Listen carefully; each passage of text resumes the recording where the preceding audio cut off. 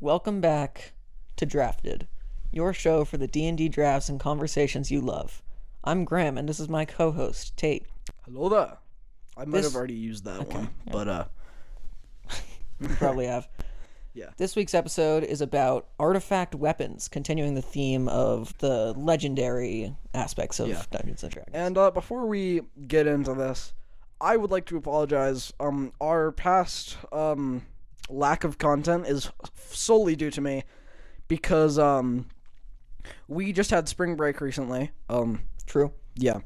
And I got sick the week before, so we couldn't record. And then I was out of town the next week, and it kind of snuck up on me, and I was not aware that we were going out of town. So that was a thing. But yeah, don't get mad at Graham. Graham edits the show and is good at doing what is his job, but not actually. Get mad at me, I guess. But anyway, with that... Sorry to have a bit of a shorter episode this week, but circumstances have forced us to postpone the canon D&D characters draft until next week, although I'm sure that one will be possibly a record-breaking length. Yes. All right. Shall we roll to see who goes first? Yes. I got a 15. What did you get? I got a 4. Huh. Okay. I don't think we have the same first one. We definitely don't.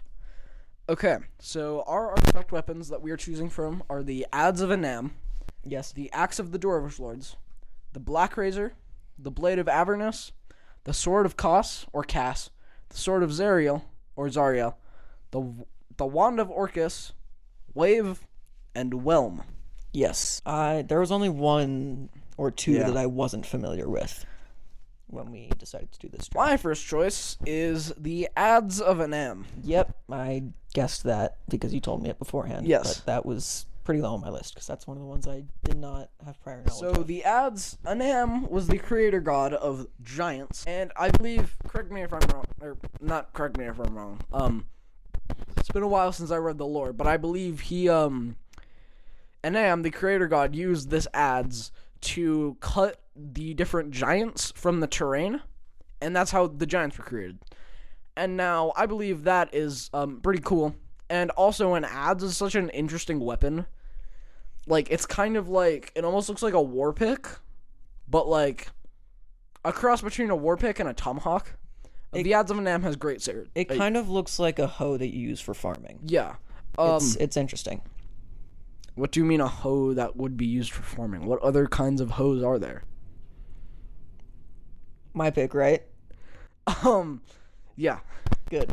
I will be taking Blackrazor Okay. for my number one pick. Blackrazor looks very sick. It is described as the blade looks like a night sky with stars on it. Yes. Which is very cool. It consumes the souls of the creatures that it kills. Yes. And it is bloodthirsty. So you take it out, and you have to cut something living with it within a certain amount of time, or it will try to revolt against you. It is also sentient, so it has a mind of its own. I believe it is, you have to draw blood with it before you sheath it again. Yes. It's very cool. Yeah. And also, if you're threatening an NPC, you can't threaten them because you have to cut them. True. Or you can just, cut your hand and take, a cool 90 damage. Yeah. It's pretty good. Mm-hmm. It is also hidden in White Plume Mountain. Yes. Along with Wave, and I believe Whelm. Yeah. Alright, that's my pick. White Plume Mountain is on Greyhawk, right? Yes. Speaking of White Plume Mountain, we had a really funny experience, in a campaign recently. Oh, yes. So, there was a bit of metagaming involved, but we got wishes from a deck of many things. Yeah, it was, not the smartest choice of our DM. Our barbarian, named, correct me if I'm wrong, but it was Bluefert. Something like that. He wished to have, Blackrazor. Now, he wouldn't know what Blackrazor is, but that's beside the point. The DM teleported him to White Plume Mountain. We were playing in the Forgotten Realms. White Plume Mountain is on Greyhawk.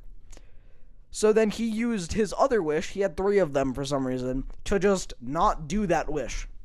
Yeah. Because he was on another planet in the material plane. Yeah, it was not the best scenario. Yeah, but it was really funny. Your pick? Yes, I'm going to pick the Wand of Orcus. And I know a wand is not a weapon, but technically the Wand of Orcus can be used as a +3 mace. And I like spellcasters. Yeah. And the Wand of Orcus is cool. It's like a 3 or 4 foot long rod that's like gnarled wood that's topped with a skull. Yeah, that looks similar to a flame skull. I picture the actual like shaft of the wand looking like a spinal cord.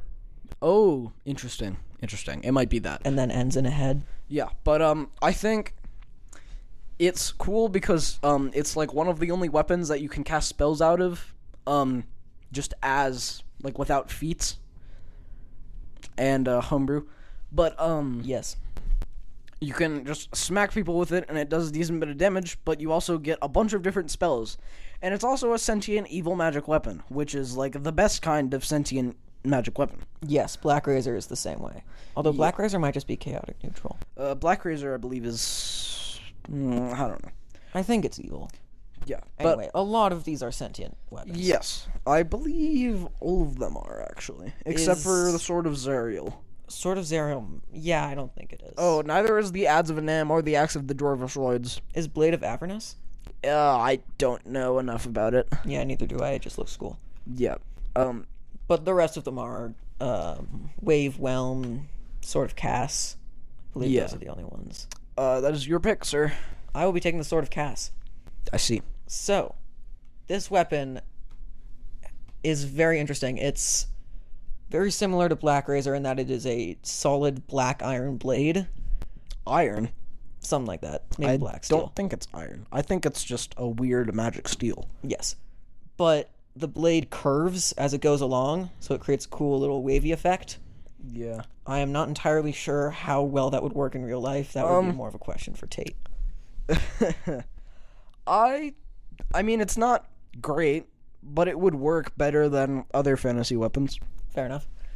So, Sword of Cass also has some awesome lore that we will get into next week when I take Vecna for my first character. Spoiler alert. I see. Sword of Cass. Wouldn't it be funny if I took Vecna just because you said that, even though Tasha's my first one? Yeah, that'd be That'd just like mean. Screw over the good content because I don't know anything about Vecna. Wouldn't that be funny? That'd be rough. Yeah. I'll give you a little taste of his lore here. So Cass is Vecna's right-hand man. He's his general for most of Vecna's basically immortal life as a lich. Yes. Cass is given the Sword of Cass to him by Vecna. Mm-hmm. Now, the Sword of Cass is sentient. It's also cursed. It is cursed. It tells Cass to overthrow Vecna. So Cass and Vecna have this awesome battle at the foot of Vecna's throne. And Vecna wins, correct?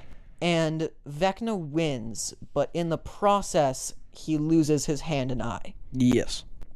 And thus creating the hand and eye of Vecna. Yes, I believe the Sword of Cass also artifacts. Now has Cass's soul in it as well. I believe it does because I believe Vecna kills him and then it goes in there. Yes.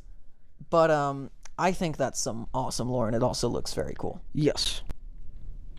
Back to you. Alright, I'm going to take the Axe of the Dwarvish Lords. Nice. Was not my next pick, but it is right after. Yes. It's definitely up there. Yes. I really like dwarves. I haven't played one in a while, just because of certain things that be. But I think the Axe of the Dwarvish Lords is so funny because it's like solid gold and like bedazzled with a bunch of gems, and I just think that's so funny for like this legendary weapon to be made of the worst metal and bedazzled. It has some cool lore though. And I don't know the lore. It's about it's basically a guy takes all these like magic forging items together and makes this to stop a civil war between groups. Yeah. But cool. Yeah, I believe it is similar to the Dwarven Thrower in that it is a battle axe but can be thrown. Yeah, it's pretty cool. Which I think is sick to be able to like have this big weapon that you can just like throw and recall. Yeah, it's like what's it? Mjolnir? Stormbringer in MCU. Thor's axe later in the movies. Thor has an axe. Yes, he does. That's How much of the MCU have you watched? None. Side note. That's None. not mythological. That's not mythologically correct. Well, nothing about Thor in the MCU is mythologically correct. That's true. Like, literally, there's nothing. Yeah. But regardless, It's like I digress. It's like Mjolnir, Yes. which is Thor's hammer. For you bums who didn't read Magnus Chase. Yeah, Magnus Chase's peak. Yes. All right, my turn? Yes. I I'll be believe taking- this is the last pick. No, it's not. Yeah, it is. There's 9. Yeah, this will be my third. Oh, right. I'm I have a little Blackrazor special. and Sword of Cass. Yeah, my There bad. will be 3 left after this. Yeah. So we'll each have 1 more. I will be taking Sword of Zariel for my third. Do you have all the swords? I do, Nice. except Blade of Avernus. Yep. Which is, I believe, going to be your last pick because I don't think I'm gonna pick it. I mean, I'll probably pick it over Wave. It's fair. I might pick Well. Honestly, I like hammers. Yeah. Okay. So Zord of Sword Zariel. of Sariel. Yes, my favorite weapon is a Zord. So the Sword of Zariel. Wait. Okay. So I don't know if you watched this, but you know Power Rangers. Yes, You know I how do they had indeed know Power swords? Rangers. What? You know how they had the big mechs. Yes, You remember what they were called? Zords. Yep. Yo, that's awesome. Hell yes. Okay. So the Sword of Zariel. If you don't know the lore, Zariel, I do not believe is in our list of characters. That's a shame. We probably should have had that. Maybe we That's can fine. add it. It's fine. Zariel was an angel who fell during the Fell Wars. It's just D&D Satan. Yes. Well, Asmodeus is D&D Satan. This is D&D Satan's right-hand man. Well, more lore. The lore is more The accurate. lore to is Satan. very accurate to Satan. Yes. So Zariel fell and Yes. was enthralled by Asmodeus, and she now rules over Avernus, the which first is the first layer of the Nine hell. Hells. Unless you do like unless you do different layers of hell. Yes. But yeah. So the Sword of Zariel is a sword that didn't change when she became an angel Yeah. or A devil. devil. Sorry. So it is very sick. It's It's like entirely made of like blue flame. yeah. It looks like it's made of blue fire, but it has like definite shape to it. Yeah.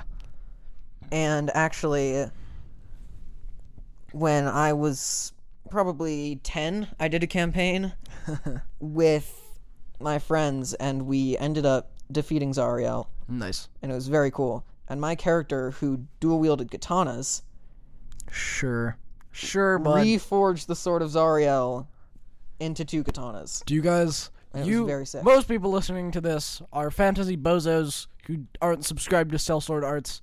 I have no affiliation with them. I just like their stuff. But a big No free thing ads. in sword using is that if you have one long thing and another long thing and you're using them both, it's not gonna be as good as just one long thing and a short thing. True. Or a long thing and a shield. Yep. So But it's also pretty sick. that's true. Dual wielding katanas is fine if you have magic. Yes. And it's also cool. So it doesn't matter that much. But don't try to do that Yeah, don't do that in real life. because you might. You will injure yourself Yes. unless you're Skill. crazy good at katanas. Unless you're skilled and you actually have katanas. Yes.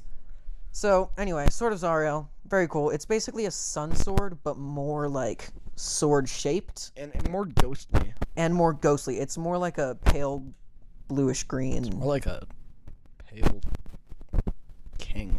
Yes. Almost like a pale king.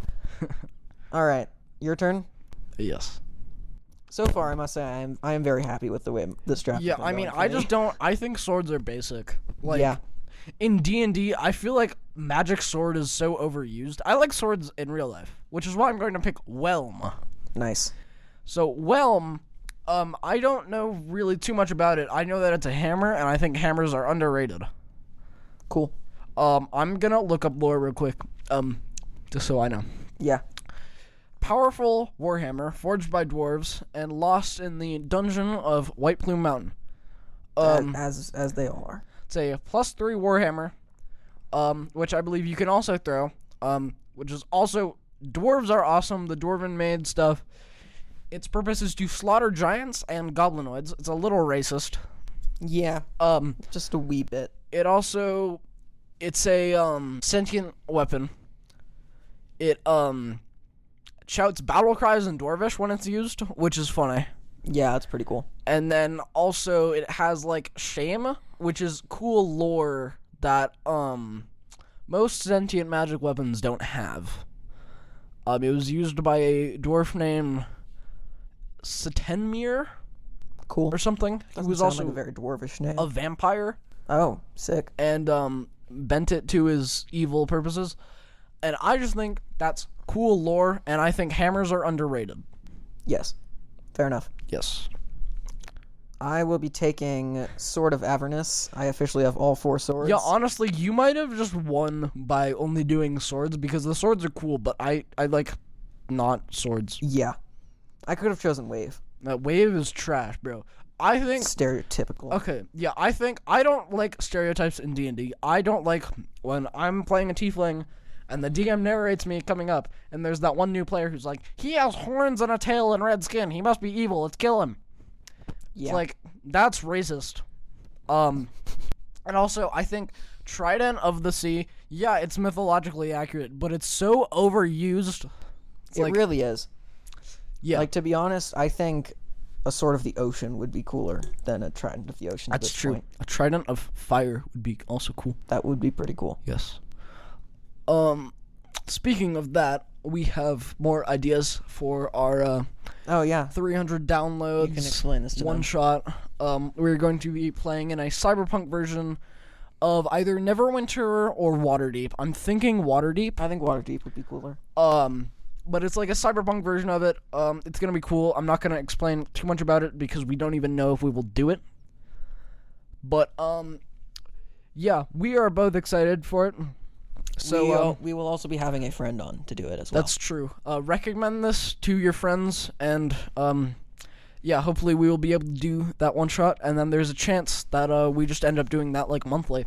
Yeah, if it works out well. Yes, if it will. We shall see. We shall indeed. Yes. Anyway, I believe that is it. Yes. Wave was left behind because. Well, I still need to explain it. Oh, that's true. There's not much to explain. It acts as a Vorpal sword. Evidently, it is also owned by Zariel, which is cool. Oh, Blade of Avernus? Blade of Avernus. Yeah. So, it looks like it's basically a pretty basic sword. Basic hilt, basic pommel, basic guard, basic blade. Down the middle of the blade is some, like, weird purple energy. I see. Stemming from a purple crystal at the handle and at the pommel. Yes. So, it's pretty cool. Pretty basic magic sword, but it looks sick. Nice. Is there lore, or is it just a cool sword? Well, it has one major detrimental property, which is suppressed while the sword is attuned to an archdevil. Okay. So that's pretty cool. That's, yeah. It can be destroyed by casting it into the river Styx or melting it down in the forge that created it. Oh. That's, pretty standard magic item stuff. Also, as an action, you can use the sword to cast Word of Recall. What is that? I don't know. Creatures transported by the spell appear in an unoccupied space within 30 feet of the current ruler of Avernus, or a sanctuary you designate if you rule Avernus. Okay, so literally what? So, what you can do is if you steal it from Zariel, you can just, then like, teleport back the to Zariel. BBG back to Zariel, but then, joke's on you, the BBG is bad Yeah. and evil. That's pretty useless, but it's kind of funny as well. And then Zariel, I don't know, something happens. Yeah. Anyway, it's not like a good magic item, but regardless, it's still a Vorpal sword. It's not. It's better than Wave. It is better than Wave. Yeah, which is, what can you do? Yep. What can you do? Yeah, shall we go down the list? Sure. There are only 4, so this is going to be pretty short. Yep. I have the Ads of Anam for my first one. I have Blackrazor. Okay, both of them are cool, but, like, Ads of Anam created an entire race, or, like, an entire class of monsters that have been very integral to the game. Yeah, I think Blackrazor is cooler visually, but Ads of Anam is cooler lore-wise. Ads of Anam has probably the best lore out of all of these. I agree, maybe other than Sword of Cass. I think That's true. Blackrazor One thing I'm curious about: how do you use an anem? Not an anem. An Anam. Yes. Well, so you talk to Anam because he's a god. How do you use an as? Well, so in ads, it uses greatsword stats, but it's like this. So he used it as like one hand, almost like a farming tool, Interesting. because Anam was also a giant. So it's a massive great axe, and I think you just kind of like, you know what a war pick is? You Yes. just kind of do that. I think it's interesting because you have something like a scythe, which looks sick, but doesn't it's really work. really bad as a weapon. I feel like an adze would just be that, but heavier. Yeah, but an adze isn't curving in on itself, and its blade is on the outside, and it's just kind of a big, like... That's true. It's certainly a big piece of metal that... It's like a length of wood that has something attached to the end of it, Yeah. which historically is a good weapon. Yes. Okay, I think we should decide So, this now. Are we yes. doing coolest lore or coolest visually? Because we can do a think- combination, but that gets. I think coolest lore is what I've been basing it off of, and I Okay. believe what you have been I've been basing it off yes. of as well. Visuals play into that, but I think the Yes. lore is there. Okay, so yeah, I'll give that one to you. Yeah, okay. My second one is Wand of Orcus. I have Sword of Cass. I think Wand of Orcus again Yeah. is more visually appealing and also a better item, but Sword of Cass is a Sword of sick Cass is better lore, and also, Wand of Orcus is good, but better. Sword of Cass is better lore. I would say Sword of Cass wins. Yes, I have the Axe of the Dwarvish Lords. I have Sword of Zariel. Okay, I'm gonna look up the lore for this because it might just be like it was an axe created by Dwarvish Lords. Yeah, so it has some decent lore. I still think the Sword of Zariel has better lore, just in terms of Zariel as a whole, and it kind of stems into that, but I think it can go either way in terms of better. I'm gonna look up the lore real quick. Okay. Short-handled rune-etched battle axe, forged by the first Dwarven king, Silvervein, to unite the Dwarven clans. So it's like more of a... It's a symbol of power among dwarves. Yes. So, like... Yeah. It's good. A really funny thing is, dwarves... Or people who aren't dwarves who had changed to it, at least in 5e, Nice. changed physically to a dwarf. Like, close to a dwarf. Which is, by the way, the only way in 5e that elves can grow a beard. That's pretty cool. Yes, it was forged in the heart of the volcano with the help of Moradin, Okay. which is great. Cool. And then, yeah. Nice. It's definitely a symbol of power among dwarves, so I feel like a bit of a thing is like, dwarf sees you with Axe of Dwarvish Lords, they give you stuff. Yes. That's pretty cool. Yeah. So Sword of Zariel is sentient. It is lawful good. And evidently Zariel does not currently have it. It Yes. represents, obviously, the Angel Zariel, Fallen not angel. the devil Zariel. forged from celestial steel. Yes. It grants flight, true sight, and radiates holy light. Dang. It irreversibly transforms the user into a lawful good being, Ooh, which is interesting. that's not good. That's really not good, especially because if your DM's gonna give you that, they're probably gonna be the kind of DM that's like, you can't do that, you're lawful good. It does extra radiant damage. It blinds evil creatures when it hits with a Constitution save. I see. Although it can only be attuned by someone who it deems worthy. So they'd probably already be. Yeah. So Zariel, when she was a Solar, entrusted it to her Solar. general when she was mortally wounded in the fight on Avernus. Graham. Yes. So solar is relating to the sun. I believe these angels are called solars. Solar. Fine. Same thing. Anyway. When Zariel sees it, it triggers a memory of her past and potentially makes her hesitate and become an angel again. Cool. I bet in the sun of Avernus, or whatever it's called, you probably get that. Yeah, I bet that's definitely a way to... Yeah, you got better lore than me, but Axe of the Dwarf Lords is still cool. Yeah. Alright, my last one is Whelm. My last one is Blade of Avernus. Okay, so Blade of Avernus is Blade of Avernus, but this is based off lore. True. And not good. So Whelm is also another dwarvish artifact. and I definitely looked up the lore earlier. It has a deep love for dwarven culture, and again, it's racist against giants and goblins. Mm-hmm. And I think it would be a fun thing to be like going against the wishes of it, you know? Mm-hmm. And yeah. I think it is I don't know, it's pretty cool. It was also created by Dagnall Mighty Hammer to fight trolls, even though it doesn't do more damage against trolls. And her devotion to Traubon, her husband, and Moradin is like what makes it magical. And I think that's good lore. And also, it shouts battle cries in Dwarvish when you use it, which is just pretty funny. Nice. Yeah. So, Blade of Avernus is a sword used by Will Ravengard in Baldur's Gate 3. Yes. Who is one of my favorite characters in that game in the 10 hours I've played. He takes the sword and goes to hunt devils and demons in Avernus alongside Karlach, Yes. and his aim is to save her from the Infernal Engine. Yes. I think that's pretty sick. That is sick, but that is a character's lore. That is not the weapon's lore. That is entirely true. So I think that character's lore is sick, but that's just the weapon is just a Vorpal sword. Yeah. And it's not even the cool one from Witchlight. That's just the sword from Jabberwocky. That's true. The Snicker snack. So I think mine is better, I agree. which means this is a tie. We have a tie. Here we go. Let's 'Kay. do it. This will be a fun one. All right, let's roll a d. Please. There's if we get Blade of Avernus, I'm done. Yeah, you're fried, bud. I'm over. Sword of Zariel, Blackrazor, and Sword of Cass. I can. Hey, guess what? I got a 4. Damn it. You're cooked. Okay. You're cooked, bud. Well, see, like I can't just make it Will's lore. too. No, yeah, exactly. It's just so this is the weapon as itself. It's just a Vorpal sword, bro. You're Okay, kind of done. I think I have an idea. So Okay. you have played Breath of the Wild, right? I have. I have not beaten it though. I have beaten. Do you have the DLC?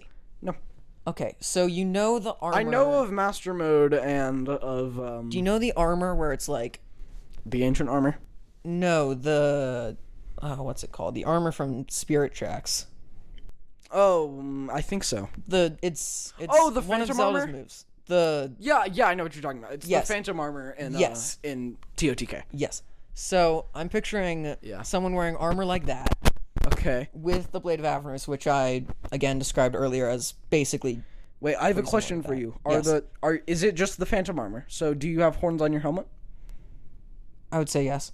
Are you using the horns on your helmet to gore people? Yes. Good job. Okay. You passed the test. So this character uses Blade of Avernus. I guess it would also help if this character, we'll say it's a fighter, Okay. dips into Warlock a couple levels, goes into Fiend Warlock? Which Warlock? Well, Fiend makes more sense. Warlock. Lore-wise. Warlock, same thing. Same. But I would say Great Old One just because it fits the vibe more. Yeah. Okay. So then you can also summon tentacles. You can get in people's minds. Yes. I think that's pretty sick. I think that is pretty cool. What are you gonna do? All right. So, this is again okay. Credit where credit is due. This is a bit based off of not another D&D podcast. Fine. So, I am probably either an orc or do you know what's better? A hobgoblin, which is a goblinoid Yes. raised by dwarves in just a deep city, in like a city, a dwarvish city, major dwarf city. Nice. I am a paladin of Moradin, Okay. and I found Whelm. Like, I was exploring, I don't know. This character found Whelm, and, you know, Whelm is racist and doesn't like goblinoids. Yeah. But through the sheer, like, devotion to Moradin, like, almost as much as the creator of Whelm itself, this character is able to wield Whelm, and is, like, kind of considered a a bit of a champion of the dwarves, but, like, disrespected by the royalty of the dwarves because they do not consider this character a true like dwarf and should not be able to wield Whelm. Yeah. And then I think mechanically either Vengeance or no, probably Devotion Paladin or even Glory. Yeah. But I think it would be cool to like be like the super intimidating lawful good hobgoblin who's just like helping people out and like smiting evil and like kind of like working with a weapon that like kind of repels like this species. Yeah, that's, you know, that's I cool. think that would be just cool lore. Nice. So here's my dilemma. Yes. I think my character design had better like physical design, but your character design had better lore. Uh-huh. And since we based this entire thing off of lore, yes, I think you win. Okay. I will take that. Good game. Yes, good game. I think this is funny how we treat it like a competition when we are not keeping score. No one here really cares. Yeah. Yeah, but that was fun. I think we should, when we have ties, it's like kind of based off of what this is based off. So if it's like coolest, yes, like you have the coolest character, it's the coolest character. I think that's a good idea. I think this is setting a good precedent. I feel like this worked really well. I agree. I like this system. I think this is the first time we've had to use it. No, we used it for 9th level spells. Oh, that's right. That was fun. Yeah. Well, anyway, I got cooked. I think this is it. Yep. And yeah, well, we'll be back next week, ideally. Adios. See you then.